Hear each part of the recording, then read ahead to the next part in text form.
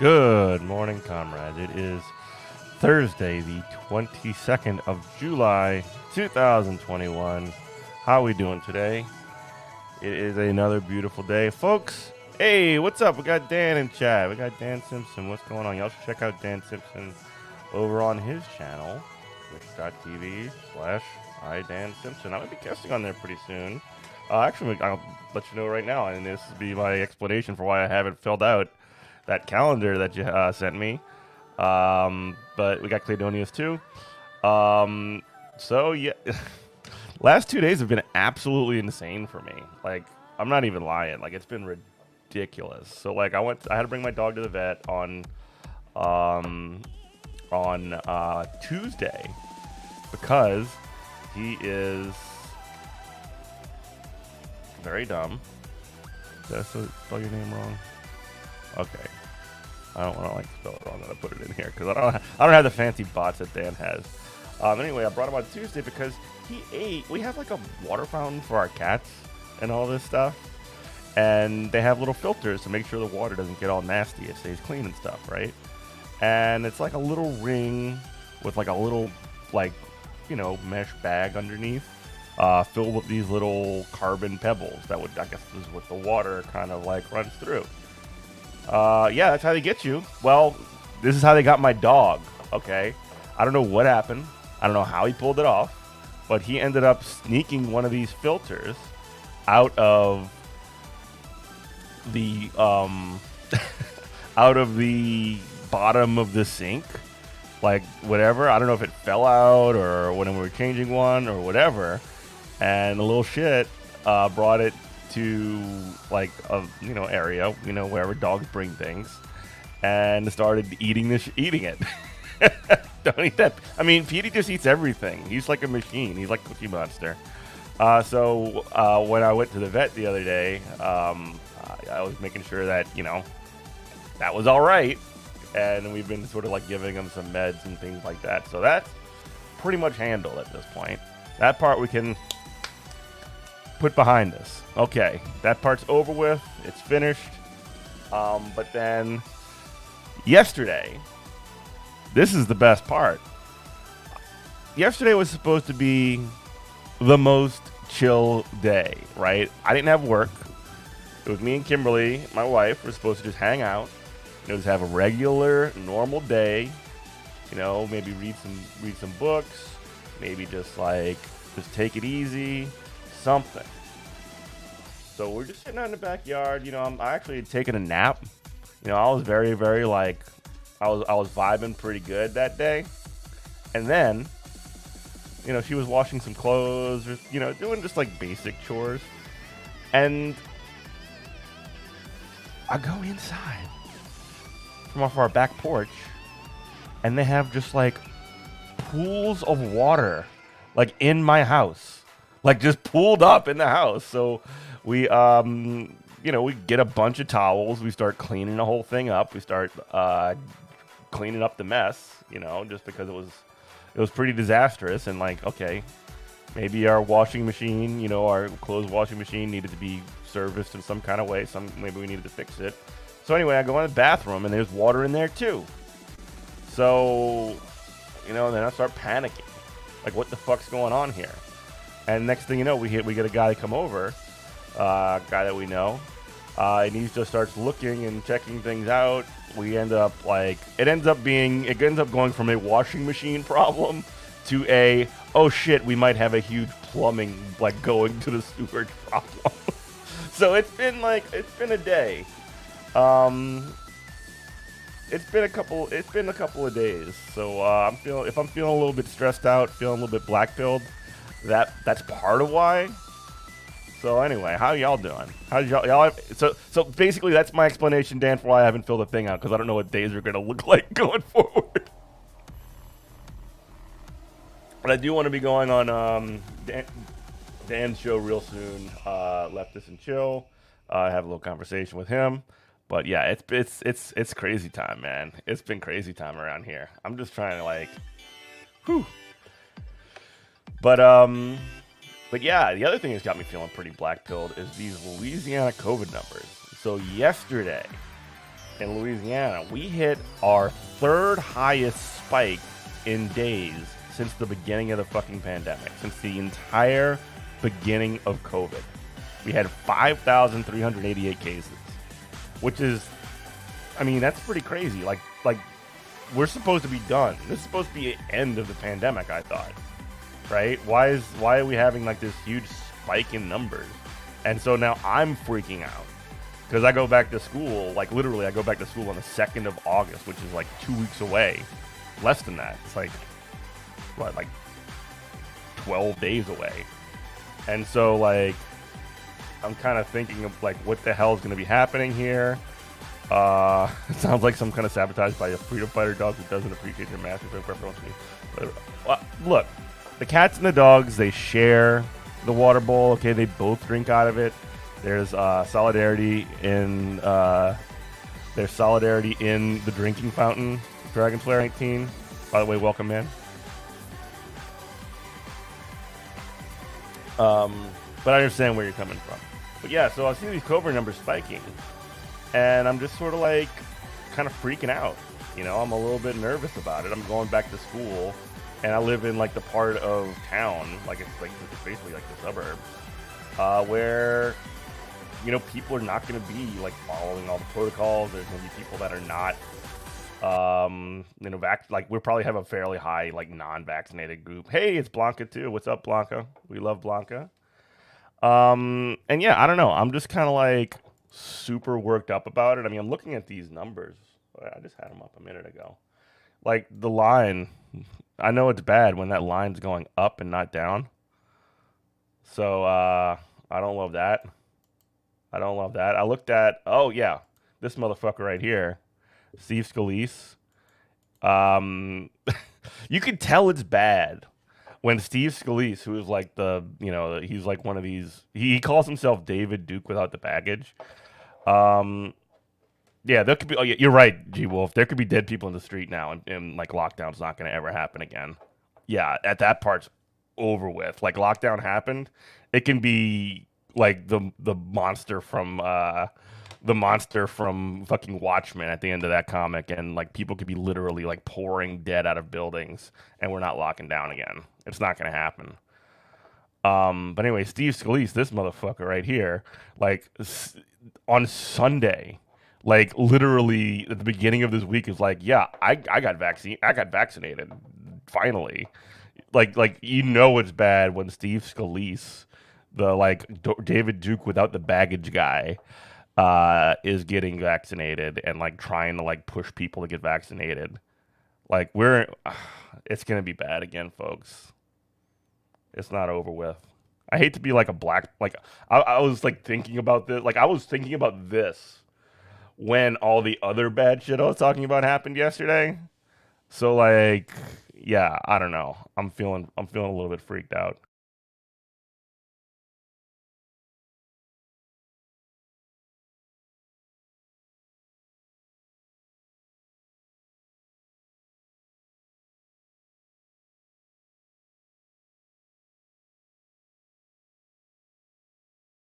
Yeah, totally. 100% hey, sorry y'all.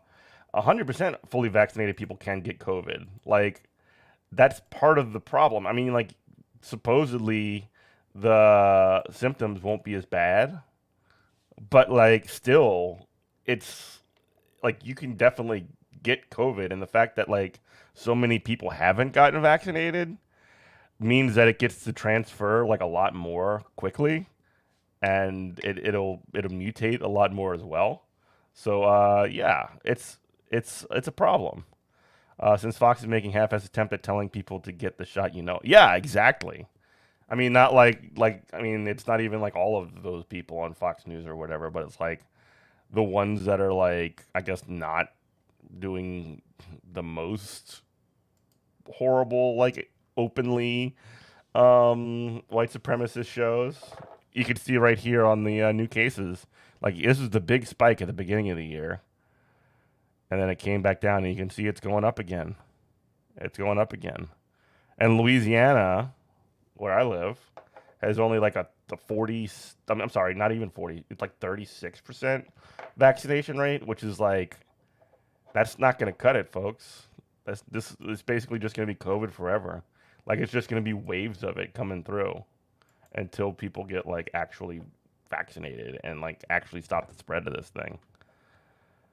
It's really pissing me off. I mean, like I don't know, like I want to go hang around at bars and I want to go like do outside stuff. I know like a bunch of my friends wanted to travel. Blanca, you wanted to travel to Vegas for the DSA convention. I know that wanted to happen, and that's not going to happen now. Like it's. Or I mean, maybe you're going. I don't know, but I saw that people were talking about canceling because of all this shit. Like it's ridiculous, you know. And these are people that are vaccinated are talking about going. But yeah, it's really horrible. And then you have people like Marjorie Taylor Greene, who's like I was just looking at her Twitter timeline today because I hate myself. Like she's literally like still talking about like masking children is wrong. Like look at this shit. Stop masking children, just screaming stop masking children. Like talking about impeaching Joe Biden, who gives a fuck about that? But she had this like interview the other day. Yeah. Look at this shit. Not China. Where's the one where she talked about COVID?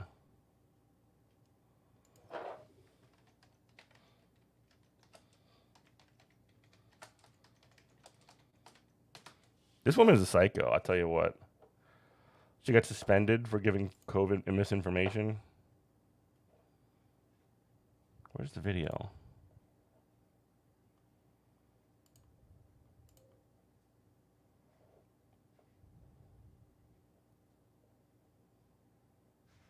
Yeah, here it is.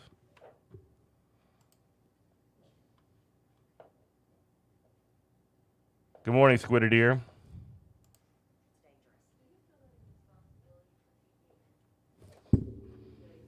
There are children, skinny people who have died of the coronavirus. Do you feel any responsibility Tia, to the you people crack of me Georgia? up. You know what? I think people's responsibility is their own. It's dangerous. Do you feel any responsibility for Can y'all hear that? people in Georgia safe? I can barely hear there are that. children, skinny people who have died of the coronavirus. Do you feel any responsibility? You're considering quitting your job if you allow masks to be optional for You know what? unvaccinated I children? think people's Yeah, so same. And if you look at how things are going right now, and I don't mean to be like super doom filled or anything like that, but if you look at how things are going, um, it's basically just like people like the impulse is just to like say, well, that's a wrap. This whole thing's over. So she's basically like talking about. Let me play it again. I'm sorry, I got distracted. responsibility is their own. Like it's literally, it's talking about like how because she lies. She always lies about like saying things that like oh if you die from COVID or if you like get like particularly ill from COVID or whatever, it's just your fault for being like fat or out of shape or sick or whatever. Like it's actually like pretty crazy. Like it basically anybody that dies from COVID because according to Marjorie Taylor Greene, because it's your fault because it's your fault, which is like this is a fucking pandemic. Like this is it's ridiculous. I mean, in a certain sense, people that don't get vaccinated, which she almost certainly is, but people that don't get vaccinated have a much higher chance of dying. They have much sharper, much more pronounced symptoms. But like it's got things to do with like your own health, but like most people don't have the ability to control their health that tightly. Like I don't know, you eat the food that you have access to. Do you feel any responsibility for keeping people in Georgia safe? There are children, skinny people who have died of the coronavirus. Do you feel any responsibility? Look at her laughing like a fucking sick demon. Yeah, to the you people crack of me up. Georgia? You know what? I think people's responsibility is their own. It's dangerous. Do you feel any responsibility for keeping people in Georgia safe? There are children, skinny people who have died of the coronavirus. All right, it repeats itself, but yeah, that's wild. There was also one where somebody asked her if she had taken the vaccine or if she had gotten the vaccine, and she basically called it a HIPAA violation. She said, like, you're violating my HIPAA rights by asking me a question, when she could very easily have just said, hey, I'm not going to answer that. But she, like, they just have to, like conservatives and, like, these reactionaries. They're not conservatives, they're reactionaries, right? We talked about that with Harvey K the other day. They just have to, like, instinctively go to, like, the most extra extreme. We're using those anti-ACA talking points about preconditions. Yeah, exactly. No, that's exactly right, Dragon Slayer 19. But yeah, there was actually a new video I wanted to react to on this. I wanted to watch it. I hadn't seen this yet. This Renegade Cut. By the way, if anybody knows Renegade Cut, ask them to unblock me. I don't know why they blocked me on Twitter. Just be nice about it. But, like, I've never interacted with this person, but they blocked me. Take a look.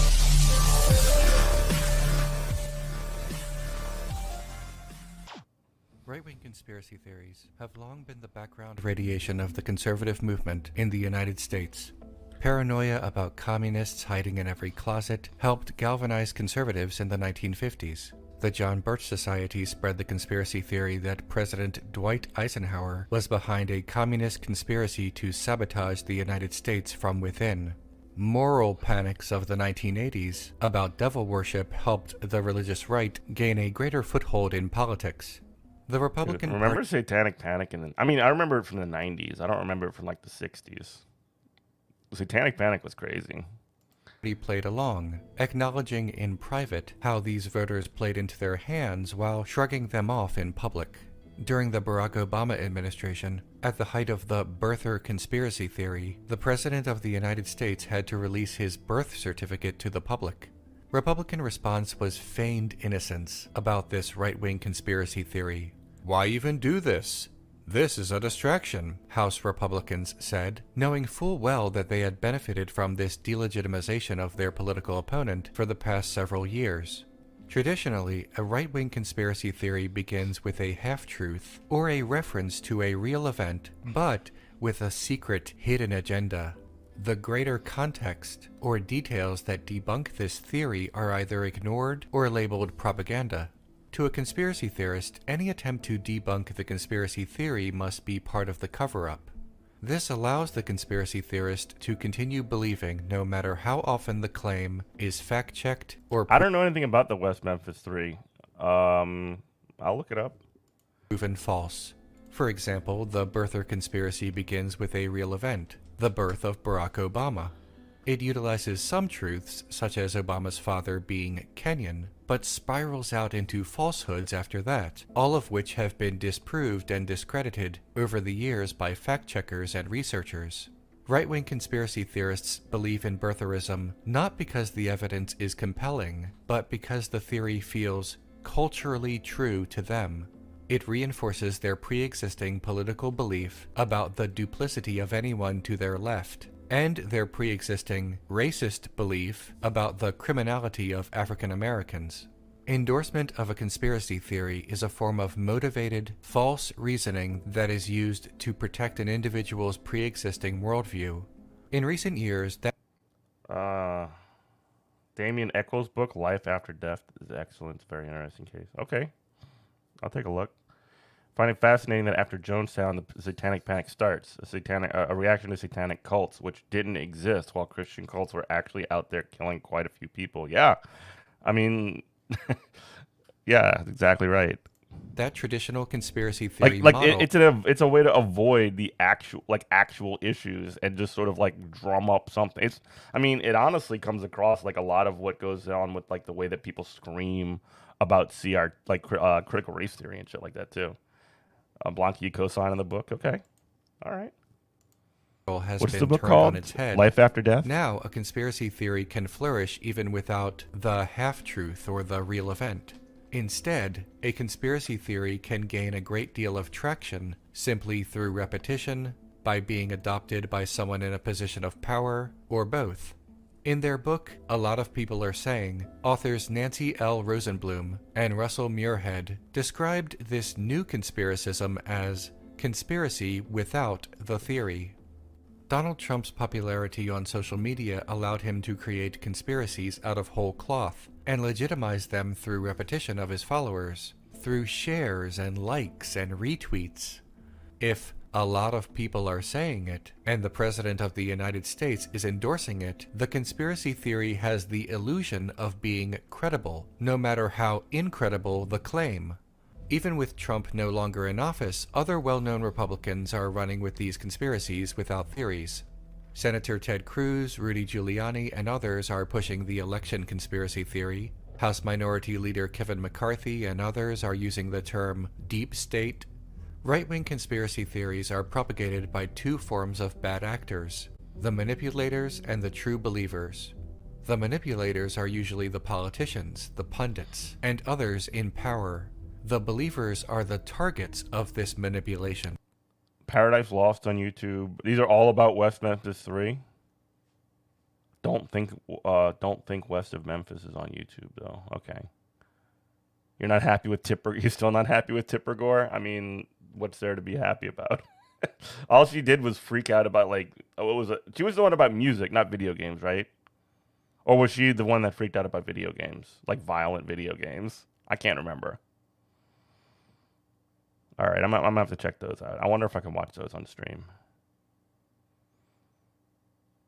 Yeah, she didn't like the foul language in music. Oh my god, dude. That was such a long time ago, but like it feels like still like super relevant. And this was like a Democrat. She was like a Democrat too, like freaking out about like music.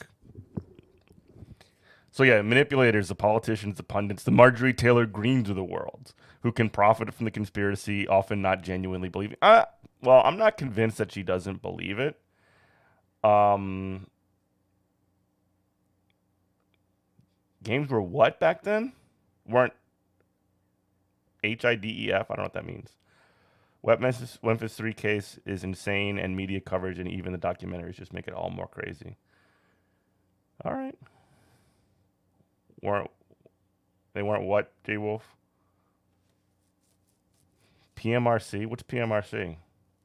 Yeah, the graphics did suck in the 90s. But I mean, yeah, that was the whole thing. Like the first like shooting game that like ever I remember playing that was like from a first person perspective was like Doom, and then later like GoldenEye on the N64. The voters, the conservative base. It would be naive to think that Donald Trump sincerely believed his invented conspiracy theories. She's a believer who has now become a manipulator and is much more effective because she's a believer. Yeah, she's got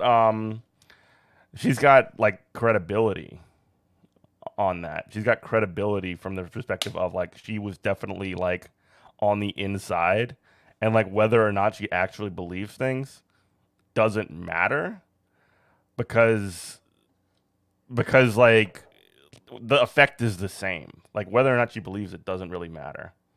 Hey Matt, what's up, Matt Strackbean? Shout out to Matt. I had a really great conversation with him just the other day. Go check the VOD from it was Tuesday, I believe. Yeah, you should check out Matt's Kickstarter for his upcoming comic Milagro. Which is about a disgraced luchador who has to essentially fight for redemption. It's pretty sick. Let me see if I can find a link. I'll drop it in here. However, on occasion, the manipulator is also the true believer, someone who fell down the rabbit hole of right-wing conspiracy theories, and who later achieved some political power and continued to spread the theories out of a partly sincere but completely misguided and wrong-headed belief. The most obvious example of this today is Marjorie Taylor Greene, Republican Congresswoman representing the 14th District of Georgia. The sincerity of her wrong beliefs is not something literally speaking on the House floor in Congress with a mask that says censored on it. Like literally in the place where you make, like where you like have all of the power in the world, and like you're saying that you're censored. Absolutely fucking mind-blowing. Georgia. The sincerity of her wrong beliefs is not something to be admired, even in principle. It only shows her to be more dangerous and even more gullible than the traditional manipulators. She calls for the execution of her political rivals, harasses teenage survivors of school shootings, and engages in the most nonsensical buffoonery perhaps ever seen in United States politics. Nevertheless, she has a vote in the House of Representatives, a microphone to broadcast her outlandish beliefs, and her party. She's broadcasting that she's being censored to millions of people while also spewing the exact same bile. It's so fucking ridiculous. He is not particularly interested in stopping her. The idea that green is only a symptom of a larger problem is both true and misleading. Green is a symptom of a broader right-wing conspiracy culture, but she is not a mere spectator in that culture. We have to ask ourselves some questions. What does Green believe? Why does she believe it? Why won't her own party do anything? You might be right about that, Squidder Deer. Like, you're the opinion that she believes in the fascism more than anything else. I mean, so I think when you believe in the, sort of outcome or the vision of the world that you want, you'll also just kind of go along with a lot of the sort of the kind of things that justify it, if you know what I mean. Like, if you believe in a lot of these, like, if you believe in like the sort of like fascist, outcome or whatever the hell, like, you're more inclined to buy into these conspiracy theories. And if you weren't without that like overarching analysis, having that overarching analysis makes you more likely to believe stuff like that. I don't know. It's either one way or the other. I don't know which one's first. About it, and what can we do to prevent the flow of misinformation and the destruction of truth?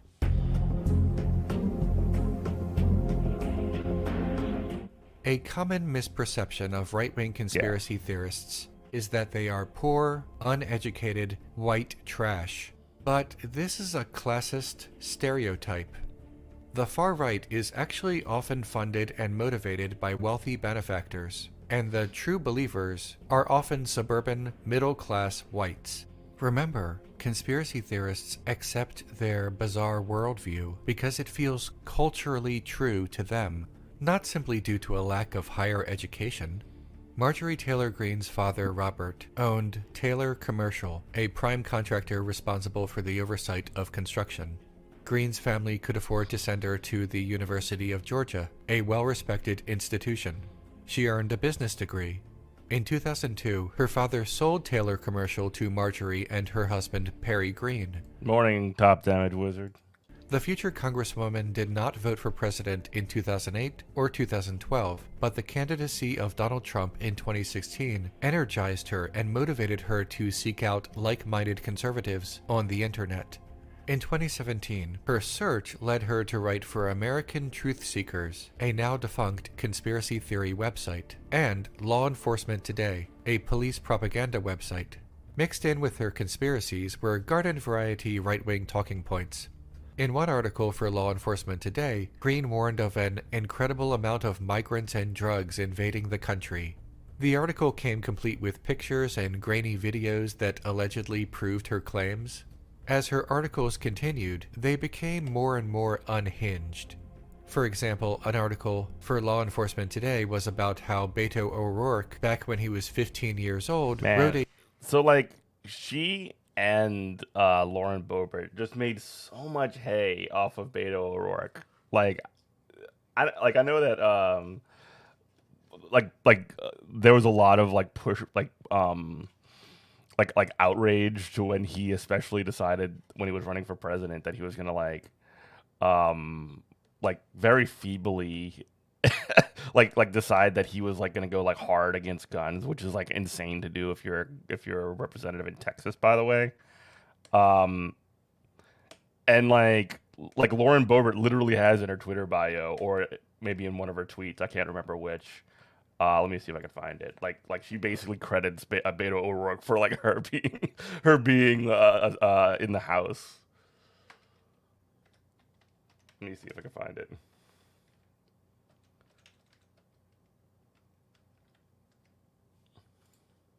a short story about two children being run over by a car, which is true, but Green's interpretation of this was that this alone made O'Rourke unqualified for office, and that She said it's in her bio. Like, I'm the mom who told Beto, hell no, you're not taking our guns. writing this fiction when he was a Wild. teenager means that he is now secretly a violent Dude, murderer. Beto was like mega cringe, like omega cringe, like absolutely incredible. Can't believe MTG is so anti-feminist that she couldn't support feminist icon Sarah Palin. Exactly right. MTG started off bad and has gone further off the rails as time goes on. Yeah. Who knows what you must think of Stephen King? Eventually, Green turned her attention to guns, more specifically to conspiracy theories about school shootings.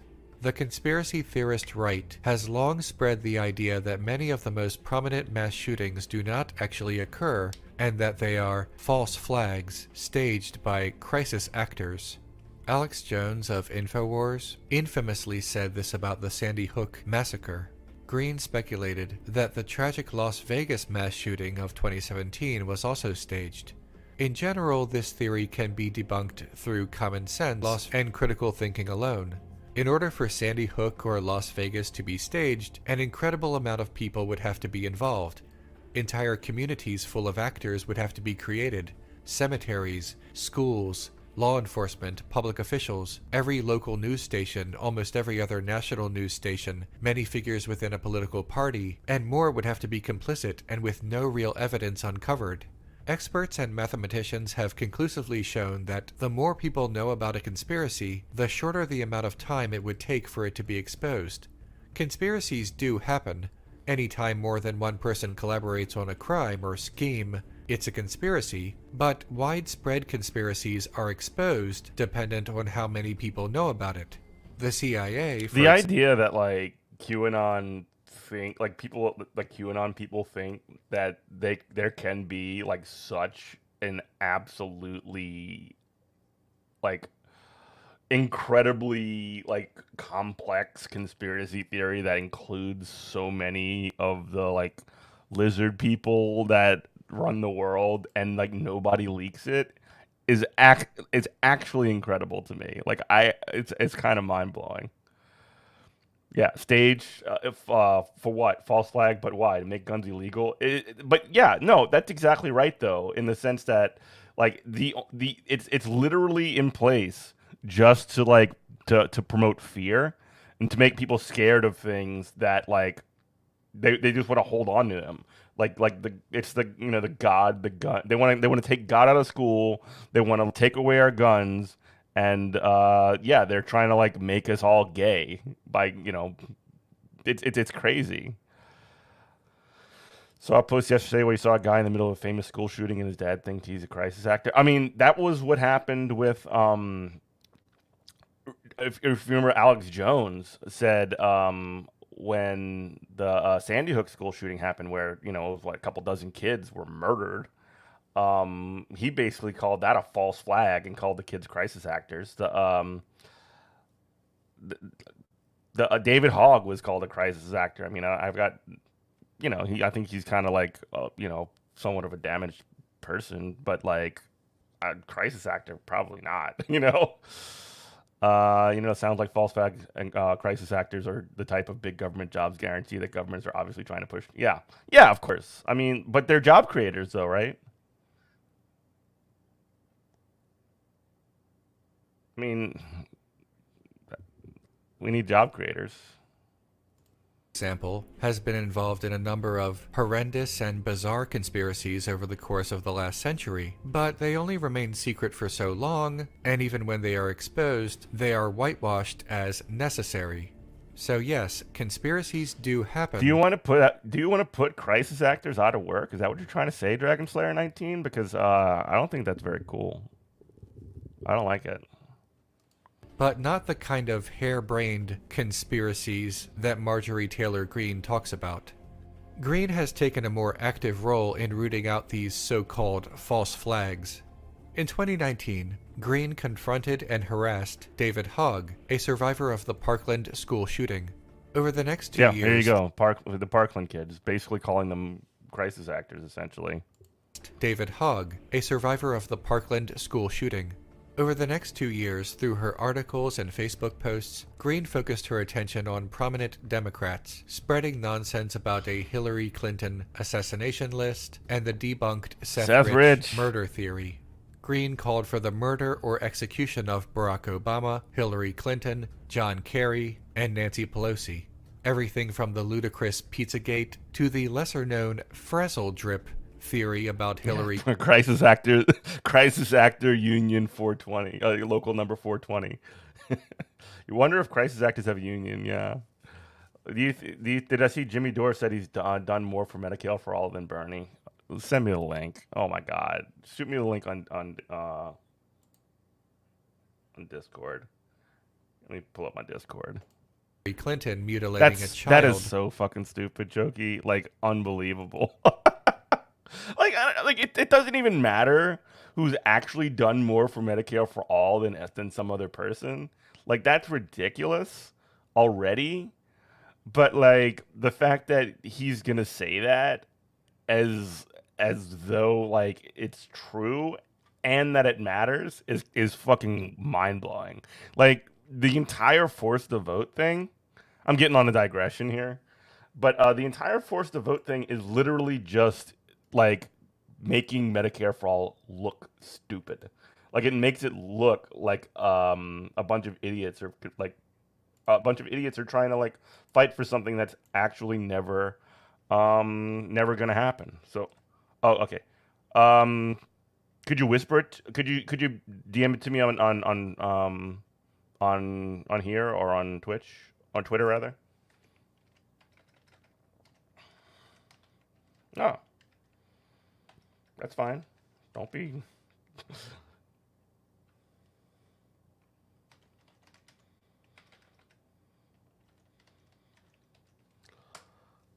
You're good.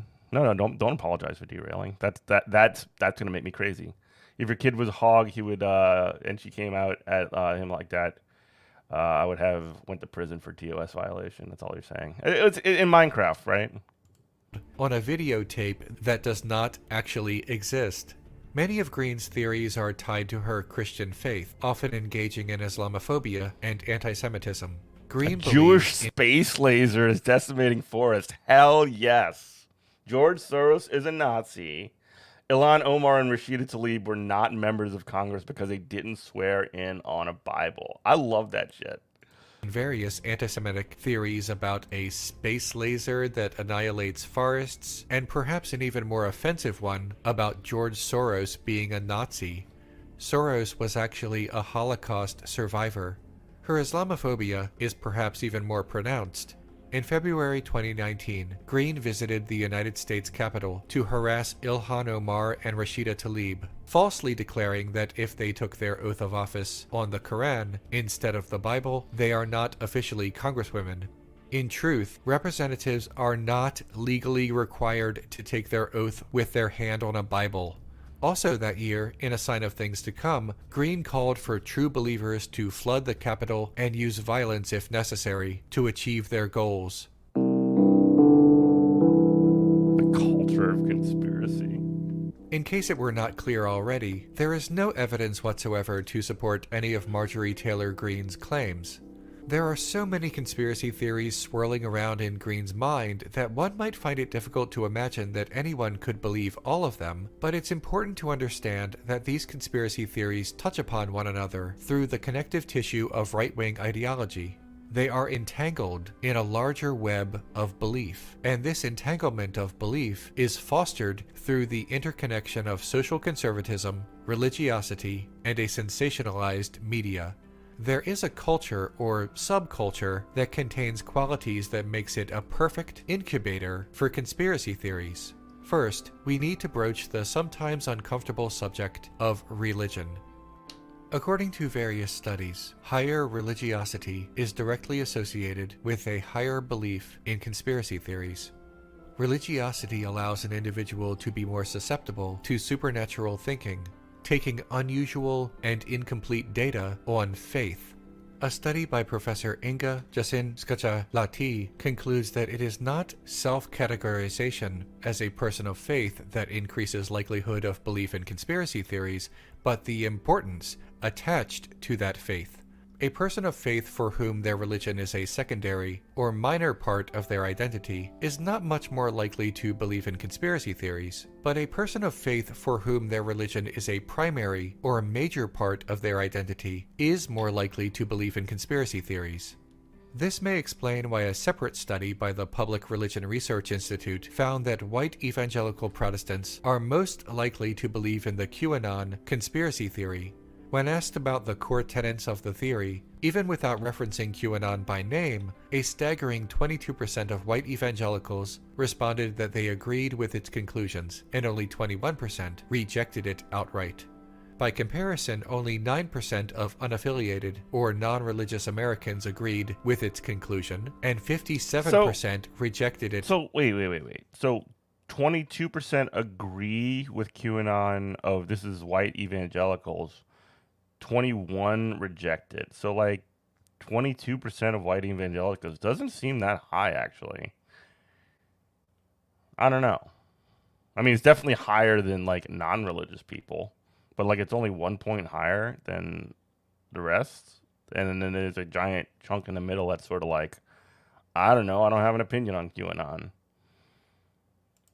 Outright, evangelicals believe in the necessity of conversion, of being born again in order to receive salvation.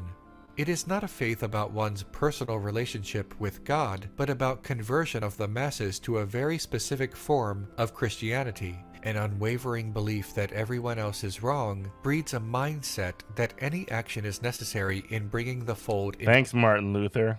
into their belief system, and that those who oppose it are not merely outside of their faith, but actively working That was a joke, folks. against God.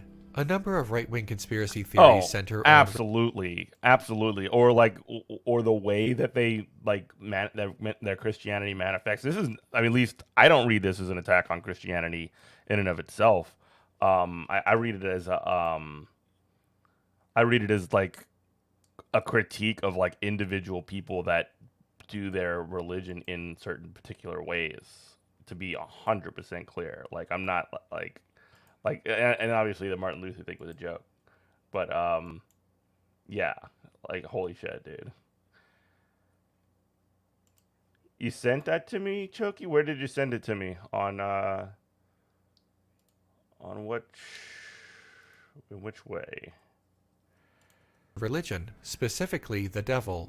If evangelicals believe that the devil is influencing government or that government officials worship the devil, then hostility, harassment, and outrage feel like reasonable responses.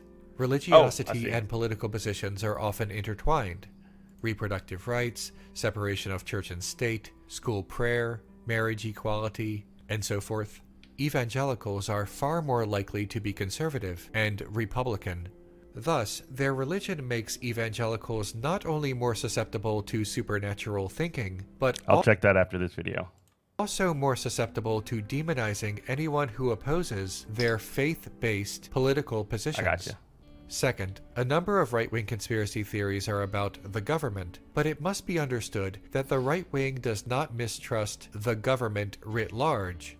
I have said this before in a previous video, they love the but it government. bears repeating here. Right-wing politicians' condemnation of the federal You crushed it. You nailed it. government as an oppressive force has nothing to do with actual oppression by the government, meaning oppression by the police, oppression of other nations by the military, and so forth. Right-wing politicians' condemnation of the federal government has nothing to do with that. It's all about money.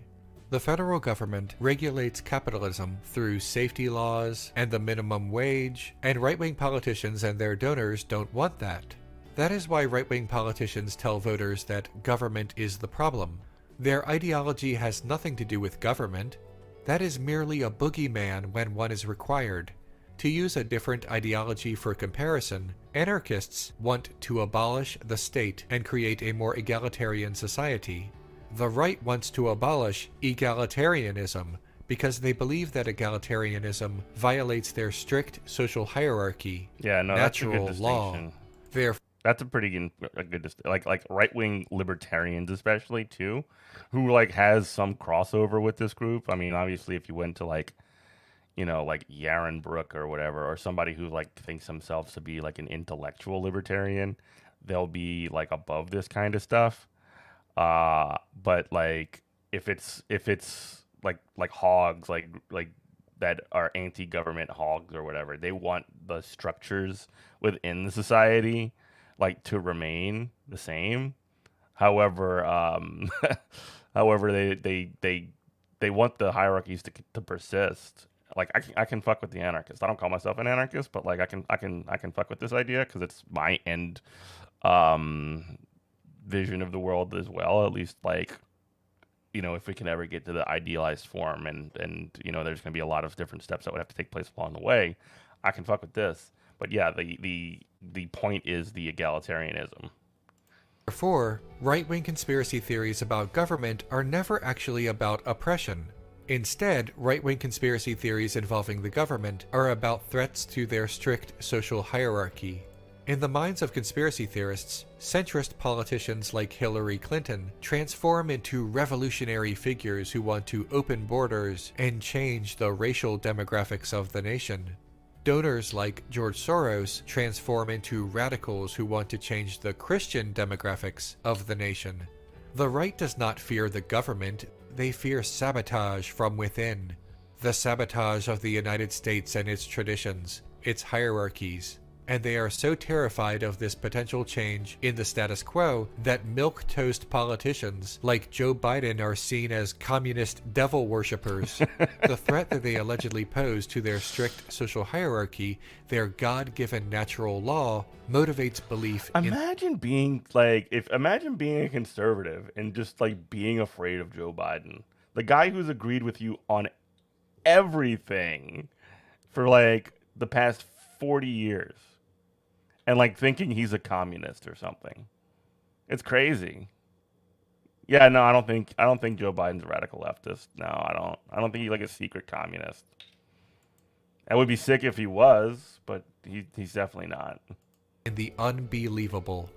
Finally, right-wing media has attached itself to recent conspiracy theories, especially those related to the 2020 election. In a poll conducted in December of last year, only 18% of frequent Fox News viewers accepted the result of the election as legitimate. In a separate poll conducted last year, 43% of adults in the United States trusted Fox News, slightly higher than more legitimate news sources like PBS. Yeah, and Fox News is the number one like news company in the world. Like it's the number one. It's like the most watched show on television, news show on television, is Tucker Carlson. Like they have crazy influence, but they always talk about how they're being silenced. It's so funny. News may traffic in funny in like a terrifying way, to be clear. Erroneous statements and conspiracy, but it has the aesthetic of being legitimate, the appearance of being mainstream, and therefore trustworthy. If a conspiracy theory about, say, vaccinations is pushed on Fox News, its viewers might not recognize it for the fraud that it is. They might recognize it as news. A significant portion of Fox News' primary audience does not get its news from anywhere else, except perhaps other right-wing channels like Newsmax and One American News. The consequence of this is that right-wing conspiracy theories feel real because the viewers have been conditioned to trust right-wing media and mistrust other sources. Any attempt to debunk something said on Fox News or Newsmax or OAN is merely fake news and can be discarded. So why does right-wing media do this? Part of it is merely ideological. They have political goals that they wish to accomplish, but the other part is that it's profitable. Enraged, motivated viewers come back for more. Conspiracy theories are a con. There is more money in fear than in hope. In summary, socially conservative ideology, religiosity, and right-wing media that shelters viewers from legitimate news connect with one another to be the perfect incubator for conspiracy theories. In turn, this allows for an entanglement of theories, all related to Democrats, to the devil, and to secret plots. These entangled theories can coalesce into a singular theory about... Obviously, yeah, the truth isn't not necessarily profitable. Don't be ridiculous here. It's capitalism, not truthalism. a secret plot by Democrats who Also, again, there is the sort of the sort of coupling of truth and facts, I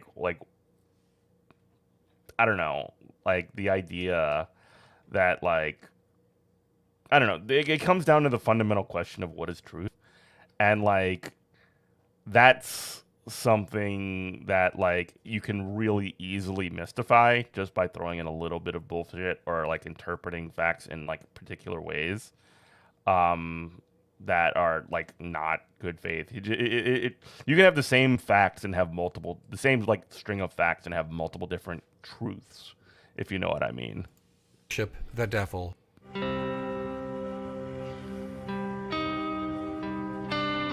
In 2017, Marjorie Taylor Greene began posting about devil-worshipping Democrats.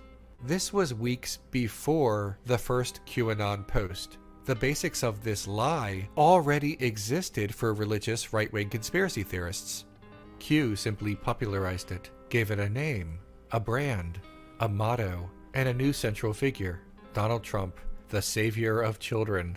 Greene attached herself to this right away. For the uninitiated, QAnon was a 4chan op that went too far, baselessly implicating prominent Democrats in an elaborate scheme to capture children for the devil and to drink their precious bodily fluids. Greene used to be elbow deep in this conspiracy, but for reasons that will become clear later, even she has stopped talking about it. In December of 2019, Greene began her campaign for Congress. Fully behind QAnon and a host of other ridiculous entangled conspiracy theories, Greene separated herself from the pack. What once would have been a liability or even disqualifying became her it's so funny how these hogs are cucked by Trump individually too. It's very interesting to me how they do the great leader thing. They'll call people dictators. They'll call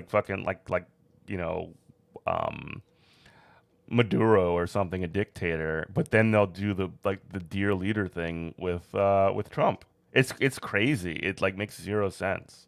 Defining feature and biggest boost to her popularity. The 14th district of Georgia is about as deep red as they come. The Cook Partisan Voting Index lists it as the 10th most Republican district in the nation out of the current total of 435 districts. The further to the right, the better. Greene was able to pose with members of the far-right group American Patriots USA and still maintain a lead over her Republican primary opponents. Once sworn in, Greene peddled more and more conspiracy theories on the House floor, including wearing a mask that read, "Trump won." She also peddled the quickly disproved theory that anti-fascists were behind the Capitol insurrection. They were not. In February, Greene harassed Congresswoman Marie Newman by hanging a transphobic sign. Newman's daughter is transgender. Greene has been removed from her House committee assignments. What an absolute fucking nightmare, dude. Literally, you're going to somebody's office and you're hanging a sign basically saying that your child is your child is illegitimate or something like that, or your child is not who she says that she's doing. It's so not only is she wrong, but she's so fucking aggressive about it. It's crazy. It's so much. Newman's daughter is transgender. Greene has been removed from her House committee assignments due to her behavior, but that is not the same as expulsion. She still has a vote, and she still has a tremendous amount of right-wing media attention to platform her views. The Republican Party has long courted the conspiracy theorist right, the fascist right, the far right, but conspiracists were previously manipulated through a wink and a nod, a dog whistle that justified their beliefs and their paranoia.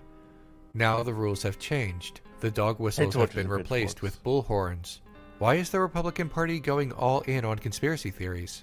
Some undoubtedly believe the conspiracies, most prominently Marjorie Taylor Greene, but some Republicans are simply doing what politicians are trained to do, manipulate voters to stay in power. Despite the Republican Party sometimes being in power in Congress and the White House, party registration and identification with the party have smaller shares of the population than the Democratic Party.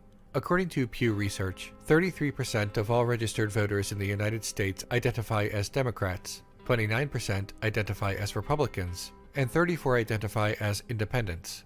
Most independents lean more toward one party or the other. When taking independents' partisan leanings into account, 49% of all registered voters either identify as Democrats or lean to the Democratic Party, while 44% identify as Republicans or lean to the Republican Party. That's a 5-point difference. Put more simply, there are a lot more people in the United States who side with the Democrats than side with the Republicans. The last 2 Republican presidents only reached the White House due to the Electoral College, not the popular vote. Republicans only have as many senators as they do because a sparsely populated state like Wyoming gets as many senators as a massively populated state like California. Republicans only have as many representatives in the House as they do because of gerrymandering.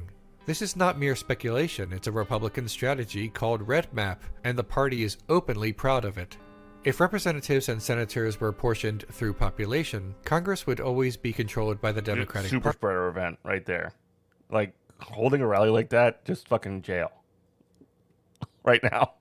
I'm just like, I can't help but think about like the horrors of like the reopen and like all this happening without the vaccination right now. Because we just spiked again. And I'm like kind of like dreading whatever like numbers gonna come out of Louisiana today. Party, and the Republicans are keenly aware of this. If Republicans lost even a modest amount of voters going forward, their chances of retaking Congress would diminish, and their chances of retaking the presidency would evaporate. The Republican Party has a comparatively less diverse base of voters. They do not have a big tent. Because of their lower registration and their smaller tent, the party has never turned away even the most dangerous voters. And with their party now out of power, the more subtle acknowledgement of the conspiracy theory right has turned into a public courtship. The Republican Party's interest in energizing the conspiracy theorist right has less to do with belief and more to do with mathematics. They cannot win without them. Now, what can we do about this? On an electoral level, not a whole lot. Unsurprisingly, Republicans who are conspiracy theory believers or conspiracy theory manipulators are in deep red districts or states. Remember, Greene's district is deep red. She cannot possibly be voted out by a Democrat or an independent, which means the only way for her to ever leave office is through a Republican primary challenge or more unusual circumstances that would prevent her from performing her duties. Expulsion from Congress is theoretically possible and has been suggested by at least one Democrat, but it's extremely unlikely due to the great partisan divide. It requires a 2/3 vote. Thus, the only method in which to combat the manipulators of right-wing conspiracy theories is to combat the theories themselves and to confront the true believers. Unfortunately, this is an incredible challenge. An individual who was previously not exposed to right-wing conspiracy theories but learns about a ridiculous, unfounded theory over the course of a weekend could potentially be saved from going down the rabbit hole. A friend or loved one could explain why the theory is not true and provide sources that debunk the theory. However, an individual for whom their conspiracies are part of their identity, their ideology, their culture, and their personal creed cannot be so easily swayed. Right-wing conspiracy theories are not built upon a foundation of evidence in the first place. Remember, their theories only feel culturally true, and because of this, in order to give up the conspiracy theories, the individual will have to give up their culture. To a right-wing conspiracy theorist, believing that Joe Biden simply won an election has greater consequences than merely accepting a Democrat is now president. Democrats have been president before. To a right-wing conspiracy theorist, believing Joe Biden won the election also means that the people who they trusted were lying to them this whole time, and that all of the interconnected, entangled Don't conspiracy blame the theories mass. must Sam also Cedar. be lies. No, blame the electorate, right? They're going to kill off their margin at some point. That's why I think they're starting to reverse course on the vaccine. No, I mean I think they're reversing course on the vaccine because it's going to be a short-term economic problem because like they don't want to lock down again, and they want the ability to like say, oh, we were trying to like when Steve Scalise goes and gets vaccinated, he actually already started like attacking Democrats like immediately, and and it's like started playing the victim. He's like basically saying I'm going along, but like he doesn't want to be blamed for the economic problems that are going to come from like another shutdown if that does happen, which it probably won't. But also he doesn't like he wants to be able to blame Biden, and like that's just how the game is always played. You don't think you want to expel her, more expose her? She and others like her do a great job of taking the mask off the GOP. I mean, yeah, but I mean, if she takes the mask off the GOP and people are like, hell yeah, we're with it, like that's part of the problem, right? Like if the mask's off and they're like, oh yeah, cool face. Yeah, that's an issue. I mean, it does make things more clear, which is good. Lies. The entanglement of right-wing conspiracy theories creates circumstances in which rejecting one means disentangling them all.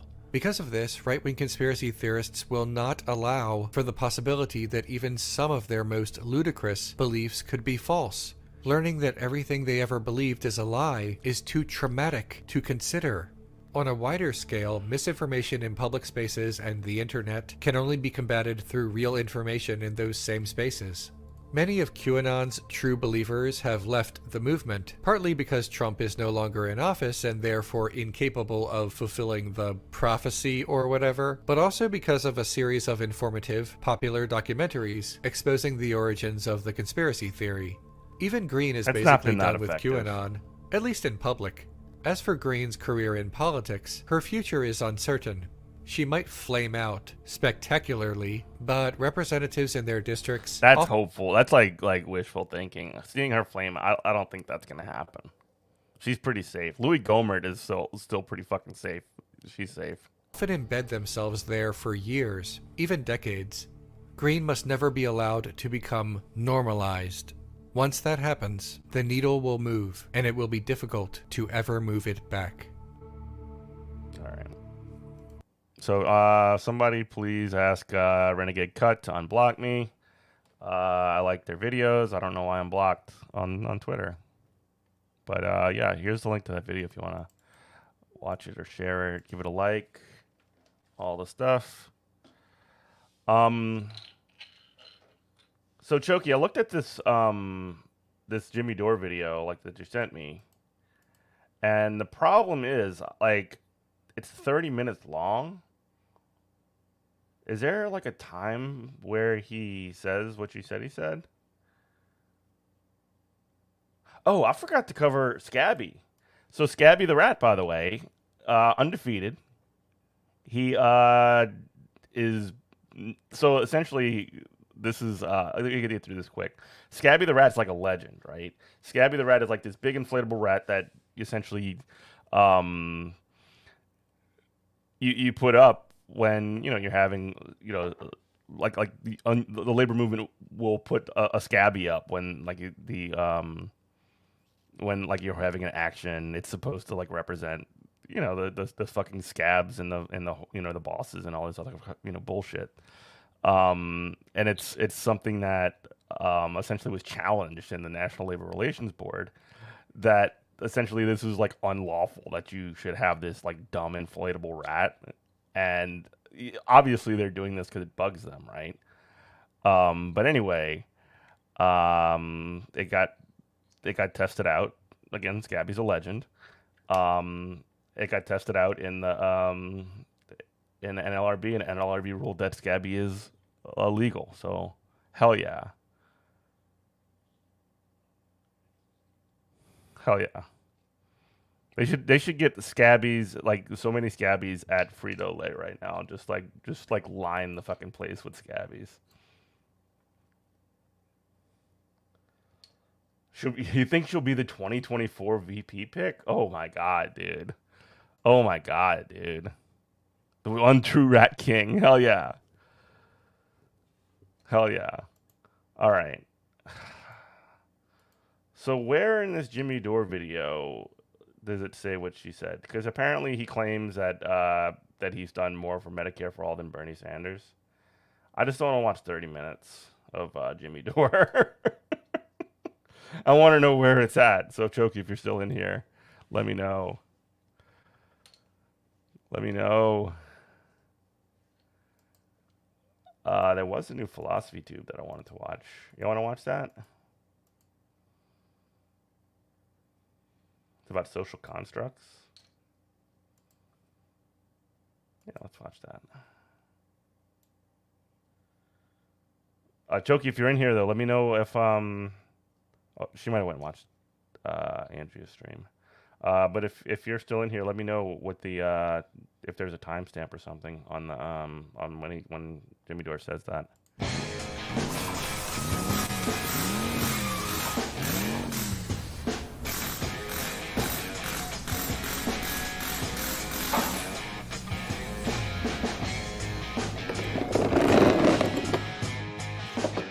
Hi, my name's Abigail. I've just been doing a little bit of body modification work. Welcome to Philosophy Tube. Every now and again when I'm out and about in the world, I'll see somebody say something and immediately think, that's got to be an episode of the show.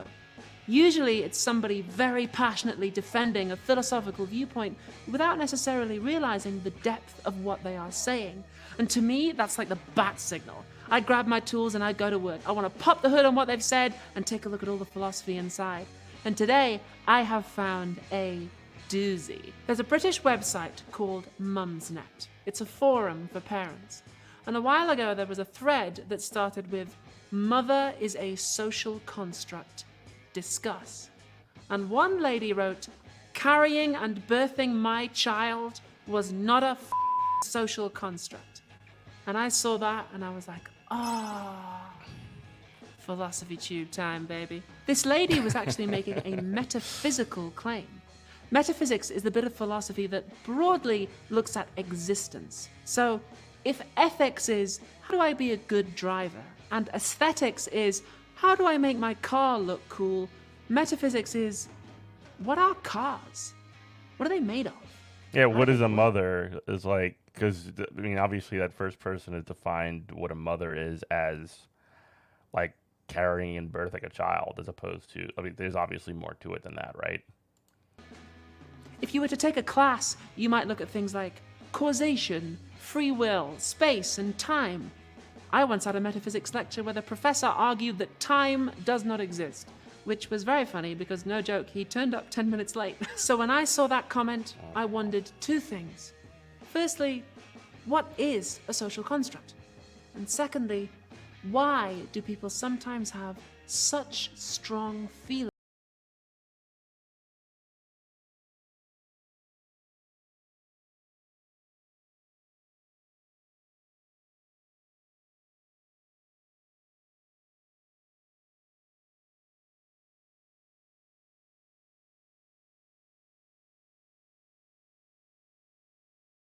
A useful distinction between an object and its properties. This car is silver. It has the property being silver. I could paint it a different color, take that property away, give it a new one, but it would still be the same object. You might well wonder, how many of the properties can we take away before the object is gone?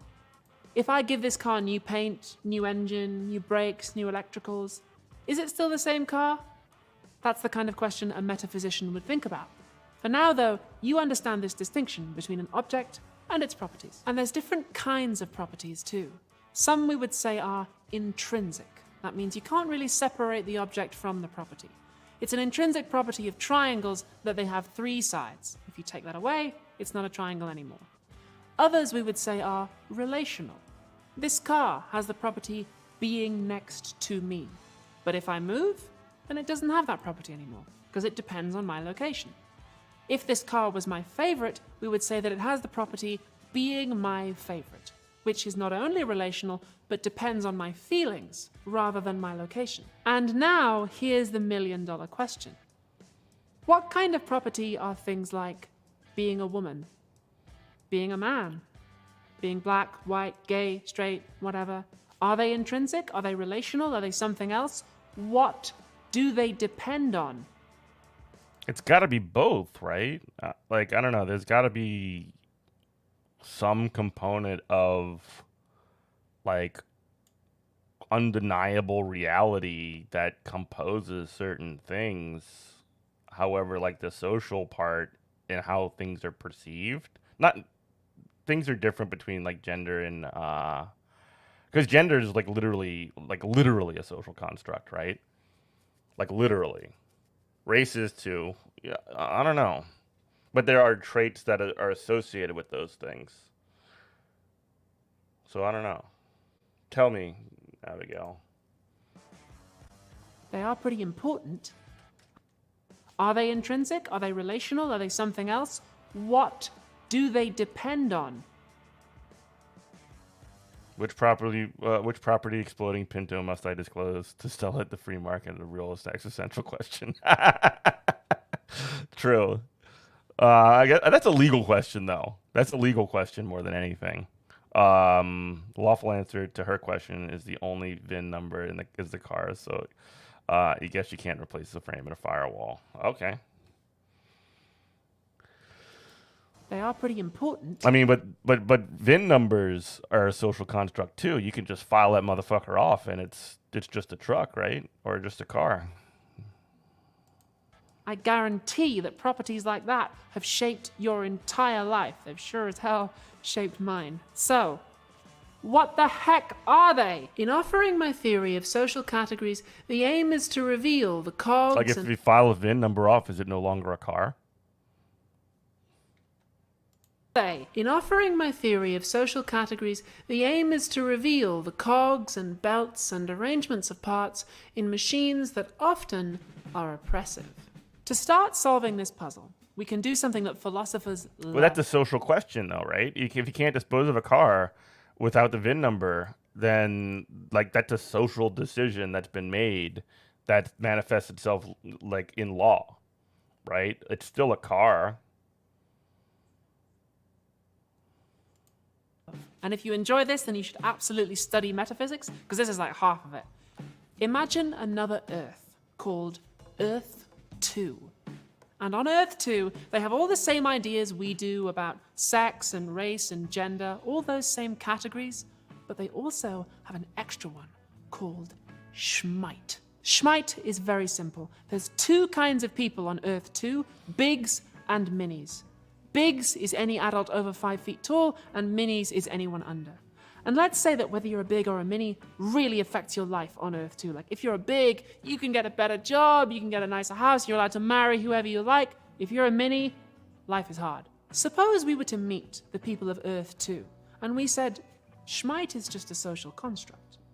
Being a big or being a mini, those are clearly relational properties. They depend on how other people feel about you. They might say, no, it's not. It's not about feelings. It's objectively observable. Look, I have a tape measure. I can tell whether someone is a big Facts or a don't mini. care about your Reaching feelings. tall things on my shelf is not a f***ing social construct. But we might come back and say, okay, yeah, you can measure somebody's height. Nobody's denying that. But what we're driving at is, why do you care?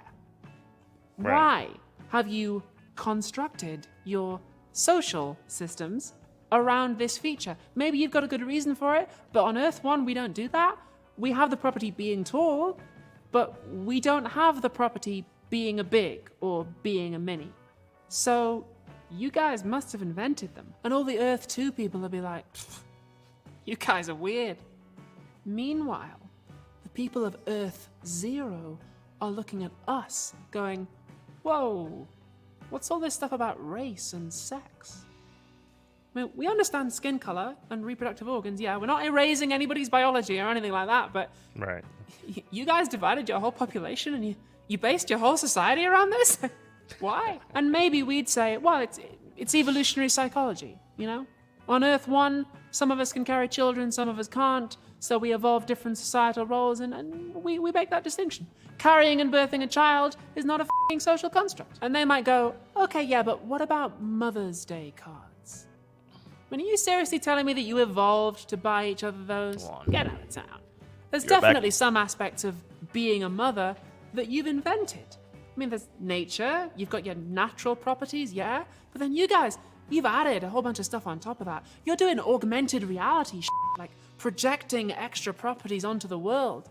On Earth 0, we don't have any of that. We've just got the natural properties, no additives. And then suddenly, in come the people from Earth -1.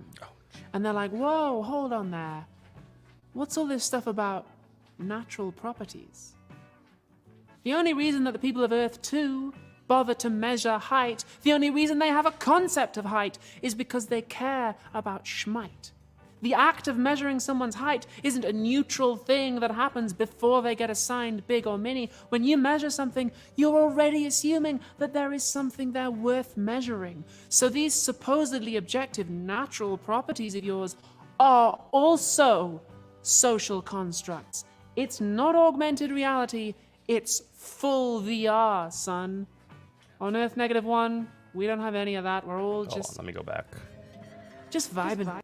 -1. And they're like, whoa, hold on there. What's all this stuff about natural properties? The only reason that the people of Earth 2 bother to measure height, the only reason they have a concept of height, is because they care about schmite.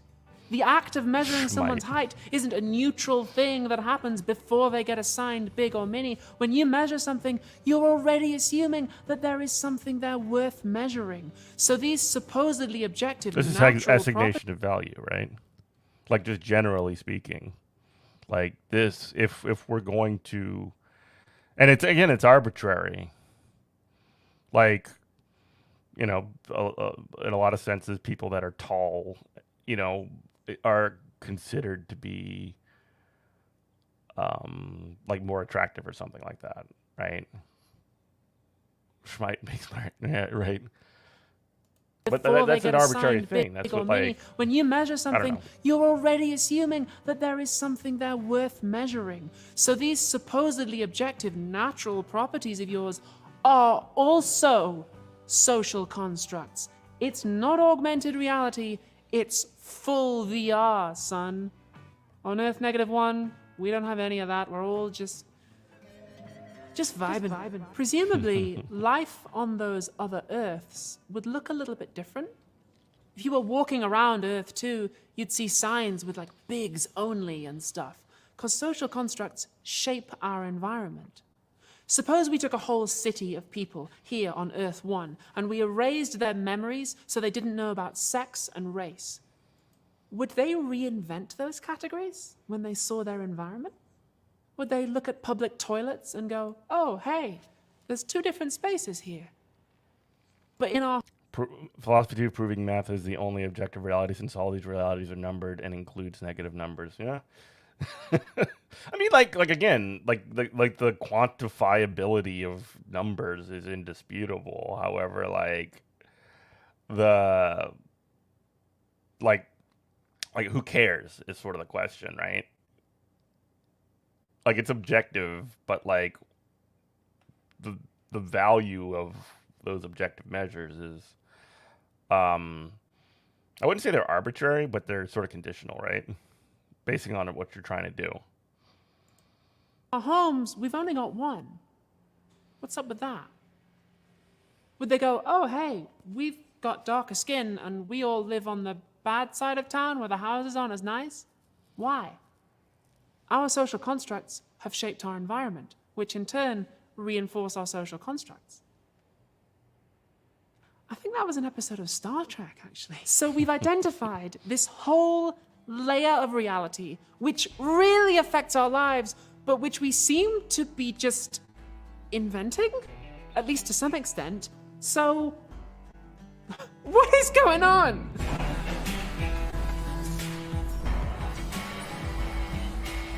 If you ask 3 philosophers how social constructs work, you'll get 4 theories. So we're going to look at one by a philosopher called Oshta. She's Icelandic, so she only has one name. I chose it not because I have any particular attachment to it, but because I think it's interesting, and it'll give you a flavor for how philosophers tackle these questions. It goes like this. Suppose that you're watching a game of baseball, which, if you've never heard of it, is like cricket, but it's even worse. The guy who throws the ball, the bowler, he throws it towards home wicket where the batsman is, and he hits it. And the bowler has to throw the ball within a certain zone. And if he gets it in the zone and the batsman misses, that's called a strike. And if you get 3 strikes, then you're out. But it has to be in the zone. If he throws it up here, then it doesn't count. And if it's very close to the zone, all the spectators go, "Oh my God, was that a strike?" And then the umpire has to decide. Oshta says there are natural properties about the trajectory of the ball. She calls them underlying properties or base properties. So she's thinking more augmented reality than full VR.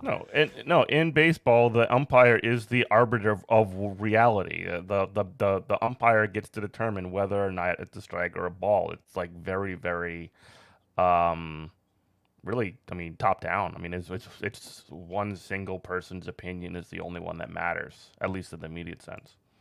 The umpire is trying to keep track of those underlying properties, and in order to do so, he confers the social property, being a strike, onto the pitch when he says, "Strike one!" So according to Oshta, being a strike is a social construct that serves some purpose in the game by keeping track of the ball's underlying properties.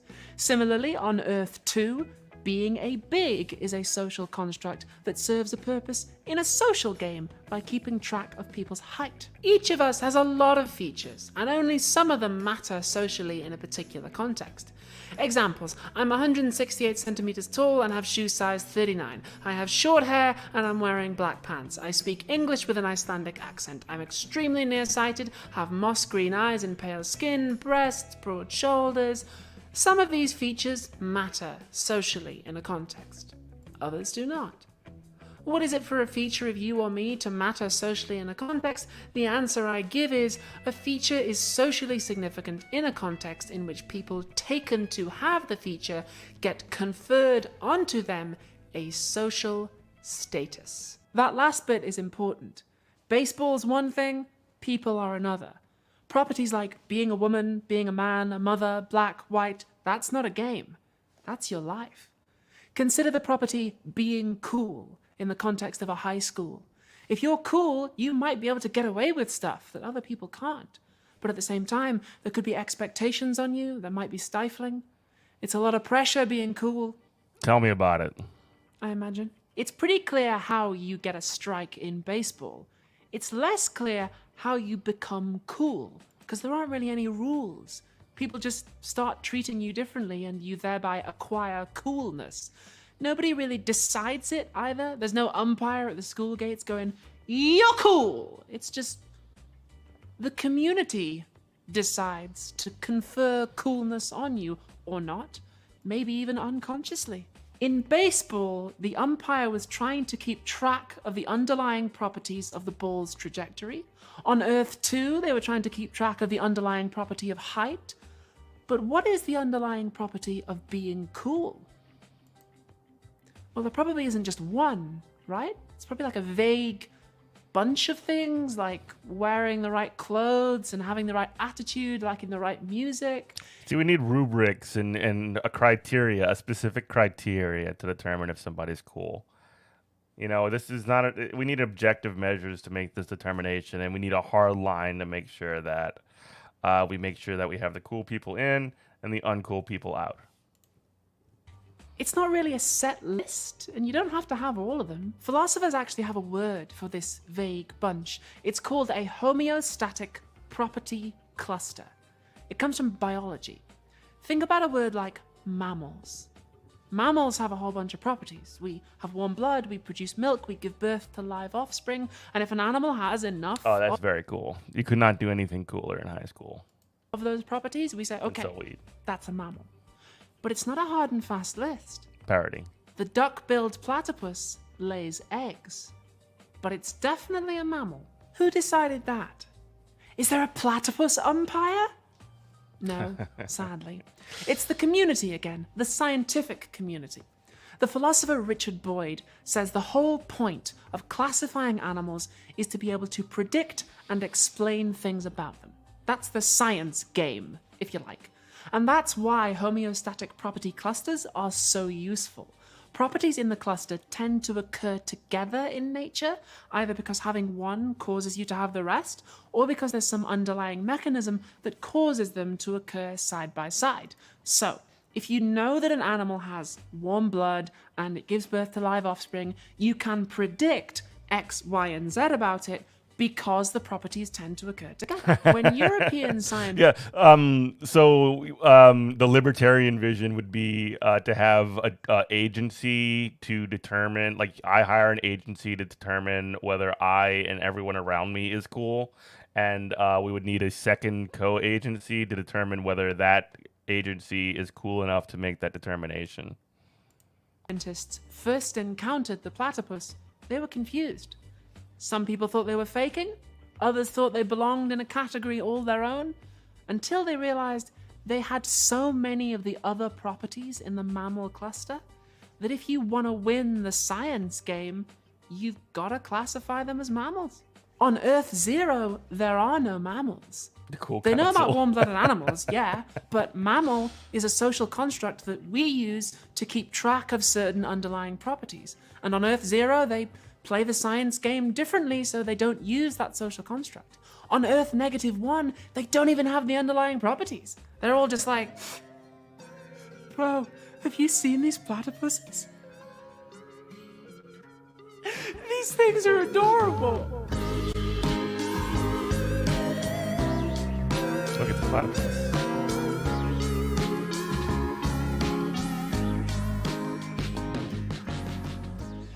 Remember earlier on, I was talking about how the high school community confers the property of coolness on you?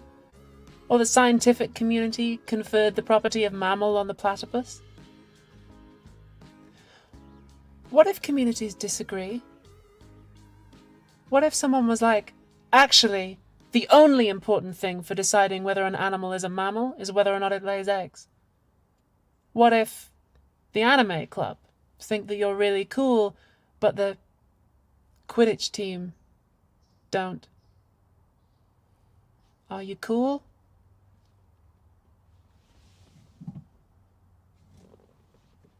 Or not? Ashta says, there is literally no answer to that. There are underlying properties about you, but the social property of coolness and what exactly is in the cluster we're attempting to track depends on the game we're trying to play, which might not matter so much for being cool, but there could be some other social properties where it might really affect your life if somebody refused to confer them on you. We've been talking today about baseball and platypuses, but obviously what we're really talking about is sex and race and gender and all that good stuff.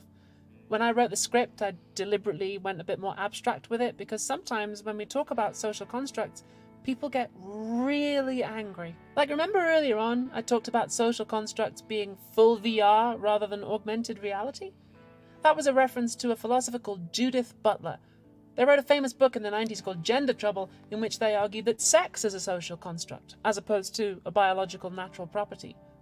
It's a pretty fascinating book. It spawned a lot of interesting philosophy. Maybe we could talk about it in detail another time. But people get so angry about it. Even today, people protest Judith Butler, which is wild. I mean, nobody ever protested Socrates. Everybody loved him. Yeah, right.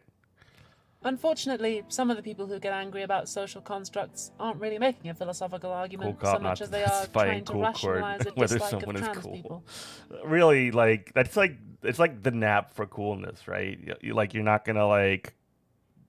gonna aggressively assign coolness to somebody else. That's violence.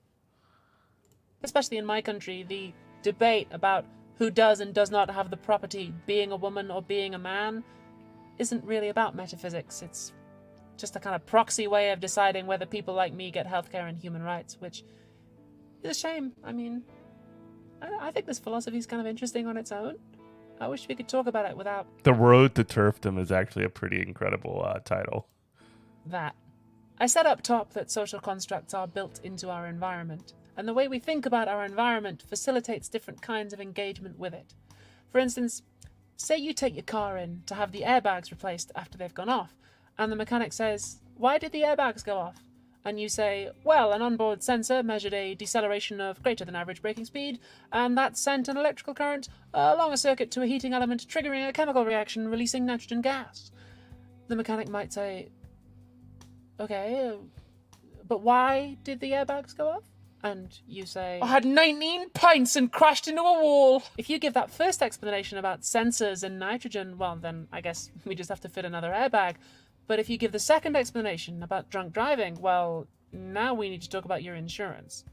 Depending on how you explain the problem, different solutions present themselves. When we talk about social constructs, the implication is that the constructs aren't fixed. We could change the stuff that we projected onto the world if we wanted to. At the very least, we could ask, why are we projecting this stuff? Whose interests does it serve?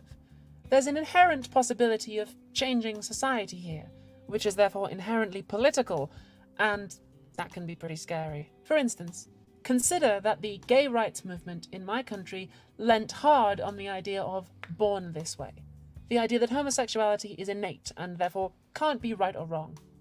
We can imagine that on Earth 3, they made a different argument, more like whether it's innate or not, it's not the government's business, like a personal freedom line. I'm not saying either approach is better, I'm just saying we can imagine a world in which the meaning of gay is socially constructed differently. But if you say to a gay person, "Hey, you know homosexuality? That's it has been socially constructed differently at different points in time and in different societies as well. Like not even on different Earths or whatever, but like the role of gay people and the sort of reception of gay people in different societies and different periods of time have been like completely varied. Constructed differently. Which you might get to that. But if you say to a gay person, "Hey, you know homosexuality? That's just a social construct," we might be like, "Whoa, what are you saying?" Because the concept of gay rights is built on top of it. So it's worth remembering that we aren't really talking about baseball and platypuses. We're talking about people. And therefore, questions of justice arise in how it doesn't fucking apply. matter if you know it's a social construct if it doesn't change anything. Like, you can be right about that in some kind of a technical academic sense, but like whether or not like how it impacts people is much more important than just like knowing that shit. By this metaphysics. If Oshta is right, and man and woman are socially constructed categories that we apply in order to track some underlying cluster of natural properties, we might then ask, if we're playing the justice game, what should be in that cluster? And, separate but related question, what should the law say about it? I deliberately chose non-controversial examples today to help you get a grasp of the metaphysics without getting bogged down in questions of justice or pushing my own views. But it's worth remembering that that is an artificial separation. When you leave the classroom, politics and metaphysics will come at you at the same time. We're not just doing philosophy for the hell of it. We are tinkering with the engine of the world here. So drive safe. I don't wanna feel this good, Sounds good. just 'cause you called last night. I'm not that girl. All right, folks. I don't wanna dress up for you. All right, folks. That's going to be it for me today. I'm not that girl. Thank you so much for I'm not that girl. watching. Pray for me, because I have a plumber coming. We're going to try and solve this problem. Hopefully they come today, and maybe it'll be tomorrow. I don't know. But yeah, you can support the show, like many people in chat here, by going to patreon.com/goodmorningcomrade, where you can support the show, much like our current supporters: Ty Jitty, Michael H, Dan O, Jonathan H, Timothy C, Dragonslayer 19, Andy L, Gary W, Kenneth F, Adam R, Trey M, Watermelon Pickle, and Penelope D. Thank you so much, everybody, for watching. I will be back tomorrow, pending, like, if I'm not here, it's because of the whichever one you want, or pray to your, pray to whatever you want, like, if you want to. But yeah, I'm just gonna get out of here. Got a dip. Let's go ahead and raid Dan again. Let's go ahead and give him a raid.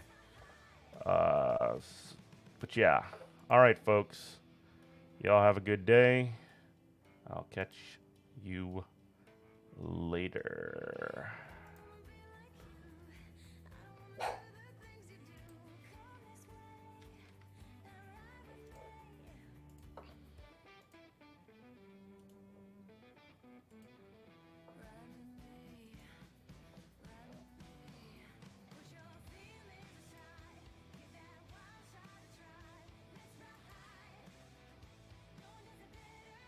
Oh, I gotta turn off.